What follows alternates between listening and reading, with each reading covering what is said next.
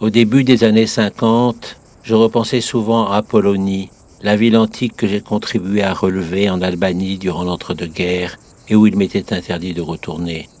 Je me demandais ce qu'il advenait d'un tel site et si un jour des générations nouvelles pourraient y reprendre ma tâche et se souvenir de moi, Léon Ray, l'archéologue français qui y a consacré près de 20 ans de sa vie. Mon attachement pour la région des Balkans remonte au temps du front d'Orient de la Grande Guerre, lorsque les armées du général Saraï parvinrent à libérer Monastir de l'occupation des forces autrichiennes. Saraï me confia alors un avion pour que je puisse faire des relevés topographiques qui permettraient de situer d'autres chantiers de fouilles.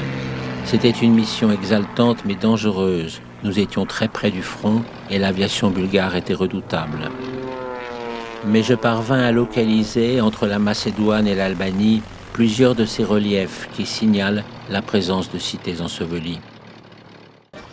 Du reste, c'était très difficile à fouiller. Les monuments antiques avaient servi de carrière et les vestiges étaient enfouis profondément sous les habitations d'une population peu portée sur l'archéologie. Les fusils partaient tout seuls quand on commençait à creuser. Un risque était la traversée des rivières sur des ponts branlants, peu adaptés à supporter le poids de Miss Albania. La traversée des frontières était une toute autre aventure. Les douaniers ne voyaient pratiquement jamais passer le moindre touriste. Ils se livraient donc à de longues inspections soupçonneuses. Lors de ma première visite à Apollonie, j'avais été fasciné par cette colonne dorique, isolée sur une colline, à près d'1 kilomètre du site de la cité disparue. Qu'était devenu le temple dont elle était l'unique relique? Néanmoins, j'avais le sentiment que la terre garderait jalousement ses secrets, jusqu'au jour où le fils du Pope vint me dire qu'il fallait observer un certain renard. J'avais une lunette, je suivis son conseil qui me permit de regarder l'animal. Il se dérobait brusquement au regard en se glissant dans un trou à même le sol. Or, ce trou ouvrait sur un véritable tunnel. Je fis creuser une tranchée pour le mettre à jour. Cette fois, j'avais la clé qui me livrerait Apollonie. C'est alors que nous fîmes la première de nos découvertes sensationnelles. Une statue informe sous la gangue de calcaire qui révéla après un brossage minutieux une effigie masculine de grande taille, parfaitement conservée. On la chargea sur un chariot attelé de bœufs et je la fis placer sur un socle au vu et au sus de tous pour galvaniser les énergies. Nous venions de remporter notre première victoire. L'année 1938 commença bien pourtant.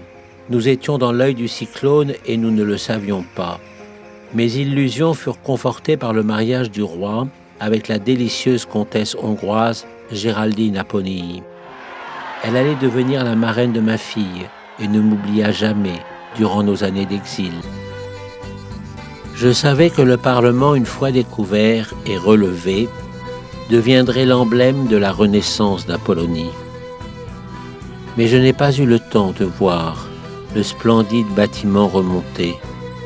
Je n'ai pu que le dessiner et l'imaginer, tel que les générations futures pourraient l'admirer.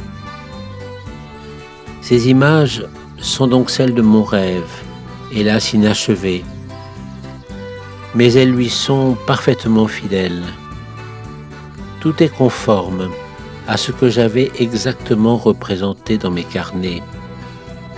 Les chapiteaux corinthiens finement ciselés, l'élégance de la colonnade, le fronton et l'architrave, l'abside au fond du bâtiment où siégeaient les agonothètes, c'est-à-dire les magistrats chargés des fêtes et des événements sportifs. Depuis l'un des côtés, on peut apercevoir la mer.